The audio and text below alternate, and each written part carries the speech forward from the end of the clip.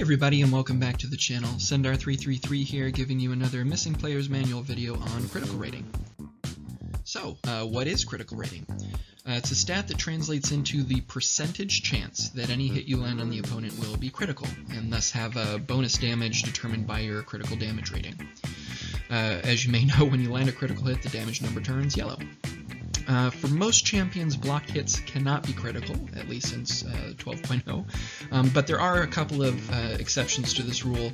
Usually they have that ability listed in their champion description, so this includes champions like Yondu, Corvus Glaive, and Aegon, a few others in addition to that.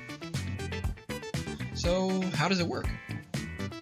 It may seem like a big, complicated formula, and that's because, well, kind of is. Well, not a big complicated one, but maybe a confusing one to really understand the ramifications of, so we're going to go through it today.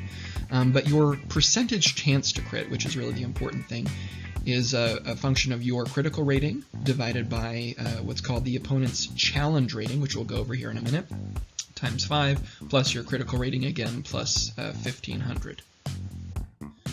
What is challenger rating? It's an assigned value for every champion that's determined by their star rating and rank.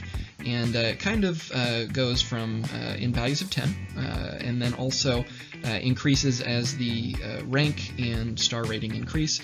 Champions where kind of their power level at a similar rank and star rating coincide. So for example, like a 5-star rank 4 has a challenge rating of 110, and that's about equivalent in power to a 6-star rank 1, and they have the same challenge rating.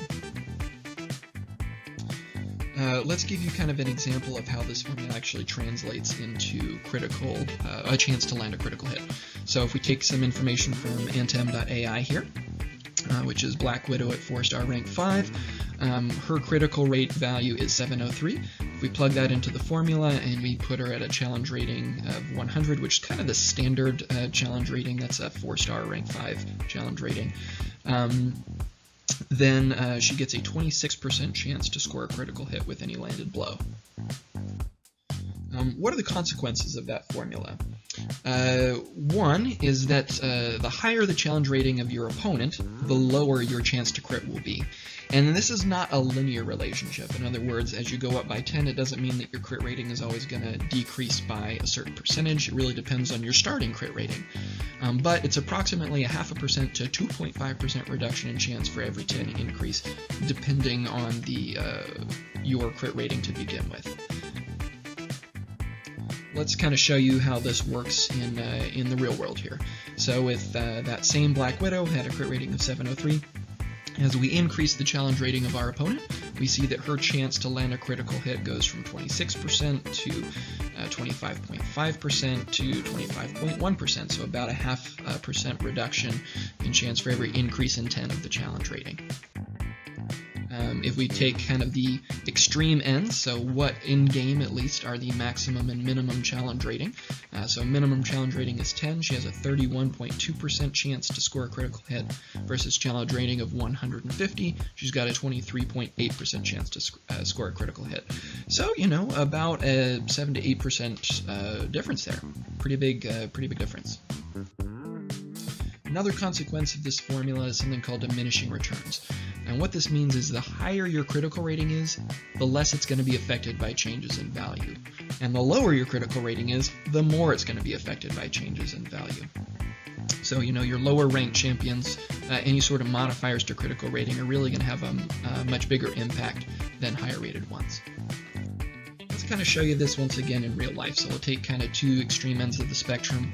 One is a 1-star rank 1 Colossus who has a crit rating of 296. The other is a 6-star rank 2 Domino who has a crit rating of 858.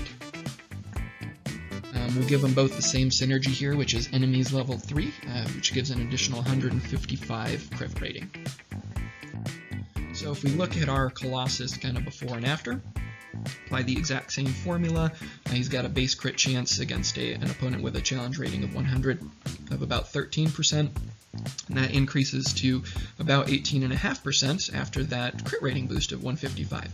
So we've got exactly a 5.5% increased crit rate if you put that challenge rating at 100. Versus Domino, on the other hand, her without the synergy is 30.0%.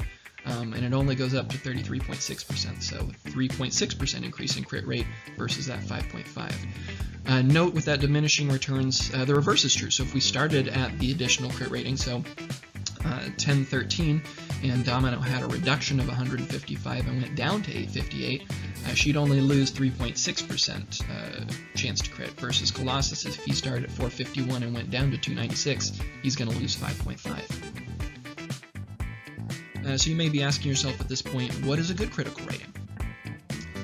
Here's kind of the values out there graphically. What are the values out in the game there? You may know that Elsa Bloodstone, one of the newer champions in the game, as of the making of this video, has the highest chance to crit in the game, versus some champs down here. Some quirky champs like Aegon and MODOK at their base don't technically have any crit rating. Corvus Glaive also falls into this category, but they have other abilities that do give them a chance to crit at certain intervals, or with increasing combo, etc. One thing kind of like attack values, kind of interesting to note here too, is that female champions seem to have a higher chance to crit in general than male and larger champions, for whatever reason. If we kind of average this out, the average value is 575 with a median of 628. Actually the same as the mode. I think the mode is probably the best one in terms of determining what a basic value, at least at 565, 5-star, is for most champions. If anything is above 628, that's a good critical rating. If it's below 628, that's, not as good. Let's kind of use this math here to sort of show the value of some masteries, because this is a question that I've encountered on a few occasions. So let's take lesser precision here first, and just kind of to get the math, we're going to set the challenge rating at 100, which is kind of Kabam's sort of starting point. And someone's base crit rating is, just like we said before, 628 is kind of the most common value. As you increase points in lesser precision, you go from 24.6% chance to score a critical hit to 27.4 chance, so about a 3.4% increase in chance to score a critical hit for all 5 points in that mastery. Let's change this to precision. So for those same 5 and actually kind of 6 points, because you have to have that initial point in precision, which we're kind of factoring into this equation here, you go from 26.9% to 35%. So that's 11% increase, more than twice that of the lesser precision, for essentially the same number of points. I know you have to have that initial point in lesser precision, but still. Let's kind of apply this to dexterity as well. So once again, kind of assuming that basic challenge rating of 100 and the basic crit rating of 628, each point in dex gives you a pretty significant increase in your chance to score a critical hit. So it goes from 23.9 to 44.1%. Now remember, this is not going to be the same increase in percentage for every value of crit. We're just doing this for the average crit value, which is 628. If it's more, then you're not going to get as dramatic of an increase. If it's less, you're going to get even more dramatic of an increase. And also note that this is only for a few seconds here. But it goes up to 44.1%, not quite half, but almost a 50-50 chance that your hits are going to be critical. Also, one really quirky thing about the dexterity buff is that it counts as a buff twice. Once when you initially acquire it, and then again when it begins to expire, so when you land a hit. For the most part, this doesn't really have any effect in game, but there are certain champions and certain nodes where it does. So some notable ones are Dormammu. When his degeneration starts to apply to you, it's going to apply when you start the hit, and again when the timer runs out, because that will be it expiring twice. Or if you have the node Buffet, where the defender is going to consume one of your buffs as soon as it activates. This can happen, let's say you get a dexterity buff while that timer's still cooling down, and then again try to hit the champion after the timer has finished its cooldown, so they're ready to absorb another buff.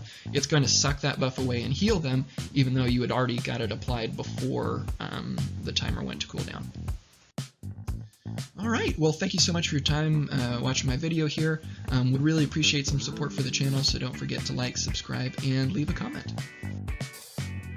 Also, I wanted to say a huge thank you to Duckslug/Keldor in the form of Reddit posts, and Tim.A, and actually his own personal time to help me understand this topic and communicate it well to all of you.